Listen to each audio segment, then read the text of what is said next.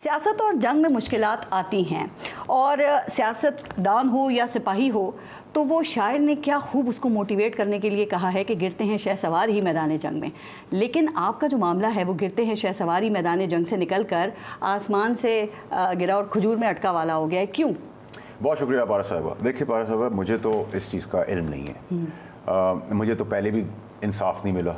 मैं तो गरीब पार्टी हूँ। मेरी माँ डेथ बेड पे थी जब मुझे पनिश किया गया उस गुनाह का जो मैंने किया नहीं। ना मैंने अपनी किसी प्रेस कॉन्फ्रेंस में किसी स्पेसिफिक आदमी के लिए कोई बात की है। मैंने अगर बात की है अब्दुल गफूर से और आप मुझे यहाँ फोन कर गए तुमने मेरे लिए बात की, तो आपकी सोच है। आप पहले भी भुगत चुके हैं, कौमी असेंबली और सेनेट की सीटों से महरूम हो चुके हैं, फिर एक ऐसे मामले में बोल पड़े जिससे डायरेक्टली कोई ताल्लुक नहीं है। देखिए मेरी बात सुने बहन, मैंने ये सवाल जवाब शुरुआत तो मैं तो उसको इस तरह देखता हूँ कि शायद अभी तो मैं खड़ा हुआ हूँ निशानदेही करके, कोई एक चीज़ मेरे हाथ में लगी है।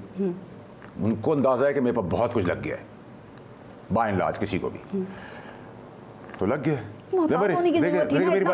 देखिए मैंने पहले भुगता है ना, आप खुद यूज कर रही हैं। देखिए मैं सियासत में अल्लाह का एहसान है पाक परवरदिगार का कि आपको पता है कि मुझ पे मेरे मुखालिफ भी कोई चोरी का मेरी कोई फाइल नहीं है। ठीक है जी, मुखालिफ भी मुझ पे इल्ज़ाम लगाता, मेरी कोई फाइल नहीं है, मुझे नहीं रोक सकता। मैं वो खौफ के बुत तोड़ चुका हूँ। ठीक है जी, मेरा कसूर ये है कि मैंने सवाल किया सस्ती रोटी पे स्टे ऑर्डर हुआ है, ये मेरा कसूर है तो चढ़ाएं फांसी पे मुझे।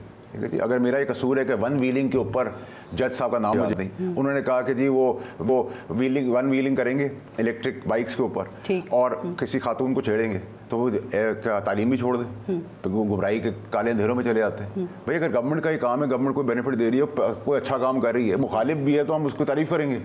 गरीब को एक रोटी की जगह 2 रोटियां मिल रही है तो मुझे तो फर्क नहीं रहता। नस्ला टावर में मेरा रिश्तेदारों के घर तो नहीं गए हैं, यतीम बेवा बच्चे सड़कों पर आ गए हैं। ठीक है जी, मैंने हक की बात की है ना। मैंने भुट्टो साहब की फांसी पे कहा है कि उनको फांसी दी 40 साल बाद। आपने बताया बहुत अच्छा काम किया, लेकिन सिंबॉलिक सजा देते उस जज को, उस सिंबॉलिक सजा उस डिक्टेटर को भी दे देते। ठीक है, 14 साल भुट्टो साहब को सजा गलत दी गई थी इतने अरसे के बाद। एक मिनट, उसे क्या हुआ?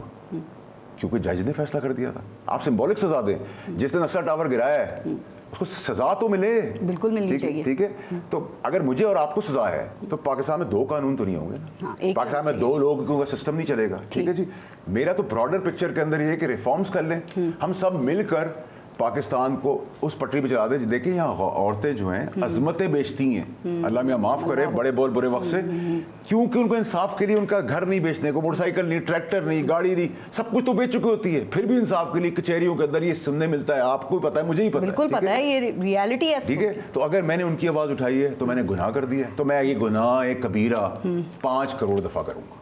ठीक है जी, 5 करोड़ दफा। आप समझते हैं आपने कोई तौहीन अदालत नहीं की? मैंने किसी मौक़िफ़ पे खड़े। देखिए मेरी बात सुने, मैं बिल्कुल अपनी प्रेस कॉन्फ्रेंस के एक हर्फ एक लफ्ज, क्योंकि मैं किसी कैफियत में मैं बात करना चाहती थी। प्रेस कॉन्फ्रेंस पे हम बात नहीं कर सकते क्योंकि सुप्रीम कोर्ट ने उसके ऊपर पाबंदी लगा दी है। अगर सुप्रीम कोर्ट ने मुझे मेरी प्रेस कॉन्फ्रेंस पे मेरे साथ तो फिर बेइंसाफी होगी ना। सर एक बात, तो आप हुकूमत का हिस्सा नहीं है, आप फौज का भी हिस्सा नहीं है, आप ब्यूरोक्रेसी का भी हिस्सा नहीं है, आप अटॉर्नी जनरल भी नहीं है, तो मैं सिर्फ ये कह रही हूँ कि अदलिया के मामले में बात करने की क्या जरूरत है? मैं पाकिस्तानी हूँ, कौन बात करेगा? ये दुरुस्त किया। 24 करोड़ आदमी अब ये बात कर रहा है। मैंने वो बयानिया दिया पाकिस्तानियों को जिससे मुझे फायदा नहीं होगा, पाकिस्तानियों को फायदा होगा। कोर्ट का वकार आसमान पे चला जाएगा। मैं तो वकार की बात कर रहा हूं, आप जबरदस्ती किसी से इज्जत नहीं करवा सकते। फिलहाल तो नोटिस मिल गया, अब आपको 5 जून को। कोई बात नहीं, देखिए मुझे फांसी देकर मुझे गुनाहगार साबित करके अगर कोर्ट सीधा काम करने चली जाती है, मेरी निशानदेही जो मैंने की हुई है, मैं खुश हूँ। ठीक है जी, मुझे अल्लाह ने जिस घर से मैं आया हूँ, दाल रोटी गाड़ी अल्लाह पूरी दुनिया में दिया हुआ है। ठीक है, तो मैंने कोई कॉस्ट के लिए अब जिंदगी में काम करना है। मेरे बच्चे कह रहे हैं हमें बाहर जाना है, हम बाहर शिफ्ट हो गए। मैं पाकिस्तानी वो हूं जिसने अपनी सिटीजनशिप दी है, औलाद की भी सिटीजन नहीं है, माँ बाप की भी नहीं है, बहन भाइयों की भी नहीं है कोई पाकिस्तानी यहाँ। मैं वो आदमी नहीं हूं कि मैं बच्चों को बना दूंगा और फिर जब रिटायर होऊंगा तो बच्चों के बेसिस पे फिर लेके वापस उड़ जाऊंगा। ऐसे ही करते हैं सब यहाँ, अभी ऐसे करते हैं ना। तो सवाल की सजा हो रही है मुझे, क्योंकि वो सवाल में भी तजाद है, तजाद पकड़ लिया है। क्या ज्यादा बेहतर नहीं था कि पार्लियामेंट के फ्लोर पे आप ये बात करते हैं? बात चीफ जस्टिस साहब ने की है, अच्छी की है। मैं उनकी बात को सराखों पे लेता हूं, लेकिन 365 दिन मेरा इजलास सेशन में नहीं चलता। अगर जनवरी में मेरा कोई मसला है तो मार्च में मेरा अगर सेशन है तो इंतजार कर लेते हैं। एक मिनट मेरी बहन, तो मुझे क्या कोई पाबंदी है कि मैं प्रेस क्लब नहीं जा सकता? मुझ पर पाबंदी है, मैं गार्डन में नहीं बैठ सकता, मैं कॉफी नहीं पी सकता आपके घर में? मैं आजाद हूं भाई। मुझे मेरा सेशन चल रहा होगा, मैं बिल्कुल बात करूंगा उसमें, बिल्कुल ठीक कह रहे हो। लेकिन अगर सेशन नहीं होगा और मसले का हल निकालना है, मेरे खत का जवाब नहीं मिल रहा था, मुझे प्रेस कॉन्फ्रेंस करनी, तो मैं मुझ पे कैसे कोई बैन लगा सकता है? आपने बैन लगा दिया मेरी, है ना, लेकिन आपने बैन लगा दिया मेरी प्रेस कॉन्फ्रेंस के ऊपर, आप टीवी नहीं दिखा सकते। बहुत अच्छी बात है जी, मैंने दहशतगर्दी की है वहां। मैंने बदमाशी की है, मैंने मुल्क को नुकसान पहुंचा दिया।